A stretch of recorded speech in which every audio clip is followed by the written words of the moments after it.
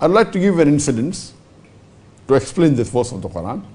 Once there was a man who was catching a flight from Doha to USA, and he wanted to reach USA the next day. It was a very important business deal in which he would get a minimum profit of $1 million. While going towards the airport, there was a traffic jam. And due to the traffic jam, he is unable to reach to the airport in time to catch his flight, and he misses the flight. And he says, this is the worst thing that happened in my life. I missed the flight, and now I missed the meeting, and I will lose a profit of more than $1 million that I was going to make.